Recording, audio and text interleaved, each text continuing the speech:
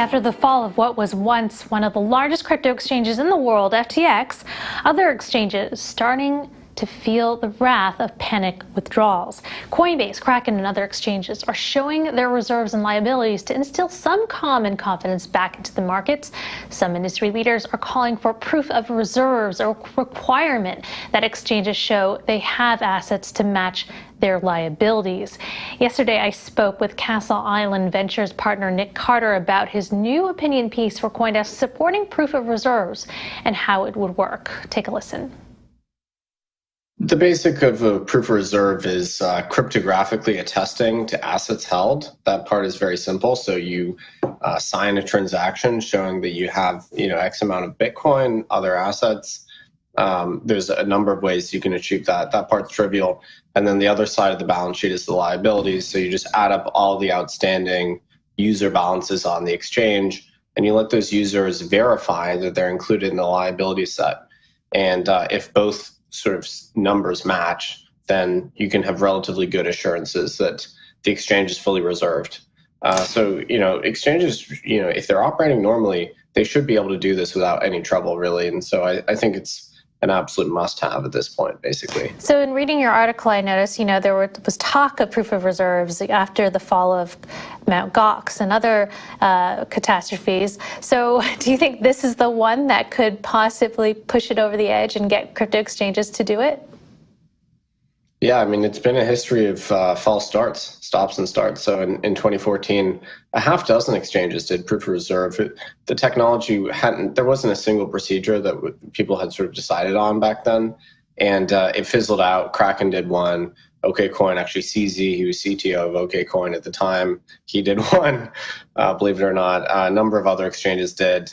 Totally fizzled out. Then in 2021, BitMEX brought it back. Kraken brought it back. Now I think there's basically no choice. And certain exchanges like Coinbase will say, well, we're audited, we don't need this. That's fine. Most exchanges are not audited public companies. I think basically to win back user trust, they are absolutely going to have to do this and follow through on their promises. If not, I actually think there will be a regulatory push for it either way. So it can either come from the bottom up, it can come from the exchanges themselves, come from the industry, or it can come from the state, right? It can be a mandate.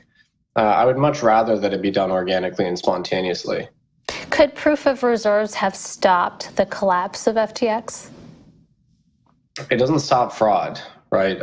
All the accounting in the world, Arthur Andersen accounted Enron, there was still fraud, right? So if fraudsters are determined to commit fraud, they'll find a way to do it, right?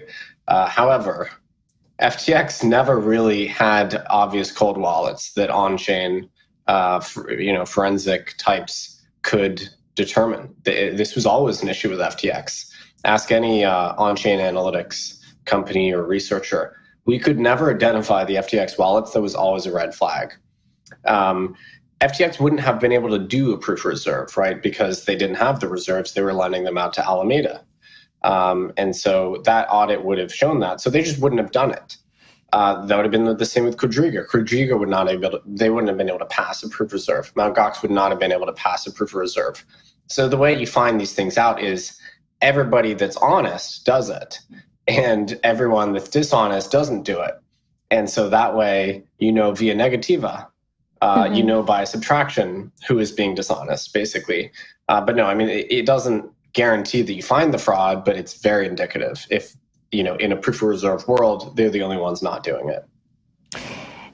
I found it interesting that you talked about silver linings in all of this. And this is we still have yet to feel the pain of what this collapse means for the crypto industry at large. 1 million creditors have been listed for FTX. But if we talk about silver linings, SBF, Sam Bankman-Fried, the former CEO of FTX, was a very prominent presence in Washington, D.C., trying to create a framework for crypto regulation. And you see this as perhaps something good in that he wasn't a good representative for the crypto industry for crafting regulation. But I do wonder, could the regulation that he was trying to craft, especially the DCCPA, could that have prevented FTX's implosion? Yeah, that's a great question. From my understanding of that regulation, it didn't say much about segregating client balances, ensuring reserves, maintaining depositor seniority and liquidation. It didn't really have much of that common sense component to it. It was mostly about esoteric derivatives market structure. And so I don't think that would have been the regulatory rule that would have actually stopped this. What kind of regulation, if any, might have prevented this collapse? Some of the legislation that's potentially on the table, let's say in the Republican House, who knows what's going to happen, the Digital Commodities Act. There's other proposals out there to maybe give the CFTC direct oversight over spot markets, to allow these exchanges to be onshore and competitive. You could even look at some of the state level legislation like the Wyoming Special Purpose Depository Institution. That is a great template, which actually includes a mention of proof of reserve, by the way.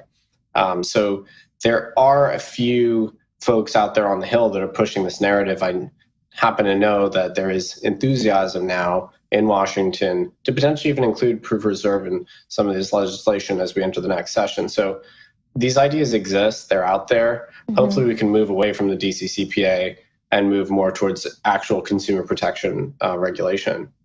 So the New York Times published an article about Sam Bankman-Fried after hours-long interview on Sunday night, past midnight. It's being criticized, with some calling the interview a puff piece.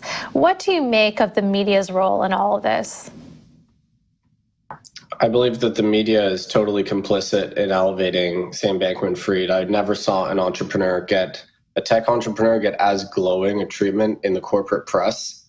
Sam was probably the most profiled entrepreneur in the mainstream press over the last couple of years.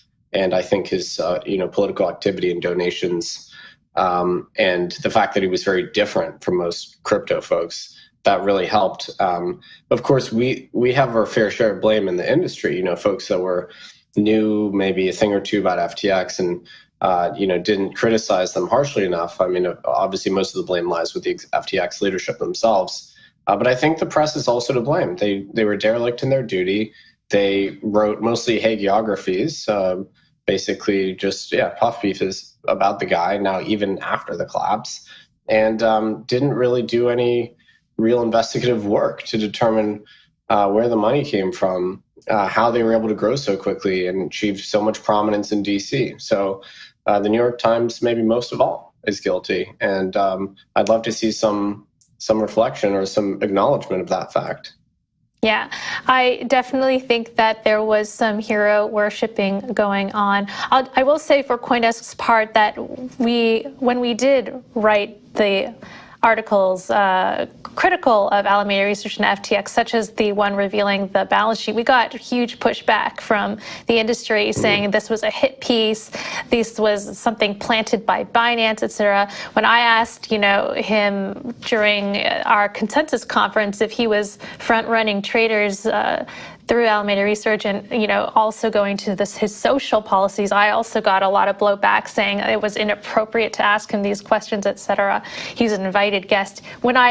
Most of all, when I criticized Do Kwon and the sustainability of algorithmic stablecoins, I got the lunatics after me en masse for daring to question the sustainability of the token mechanism. So I will just say that, when the media does try to question the crypto industry, those who have an incentive to keep the tokens or keep their investments up really go after us. But Nick, now that we have seen the fall of FTX, I mean, there are other exchanges out there that also have crypto native tokens. Do you predict further contagion either from other exchanges and the crypto lenders that FTX and Alameda were trying to bail out? Yeah, the lenders certainly, I think we'll see a further washout. I think it'll be a continuation of what happened in the summer. I do expect further collapses there. Alameda was one of the biggest borrowers, period. Among the exchanges, I think FTX was kind of unique in that they had this proprietary trading firm that was such a big portion of FTX, really. They were commingled. They were effectively one and the same. and they were backstopped by their own token, which they printed out of thin air. I don't see that exact scenario anywhere else, but I do see this issue with these exchange tokens where you have two cap tables. You have the exchange's own equity, and then you have the token, which is of dubious merit and value. And so I have always questioned the worth and the purpose of those exchange tokens. Regarding the solvency of other exchanges, I don't think FTX was the only one that was engaged in questionable behavior, lending out user funds. The onshore US domiciled, more regulated exchanges, I don't have any doubts about their solvency, but the offshore ones that are incorporating these tax havens where clearly the rule of law doesn't function well, where there's very little governance, little oversight, I would be skeptical of all of them. And I don't think FTX was the only one that was engaging in sketchy behavior. I'd be shocked to see all these exchanges pass a proof of reserve. I know they've all claimed that they're going to do it. I don't know if they're going to be able to follow through, frankly. So I very much look forward to seeing the results there.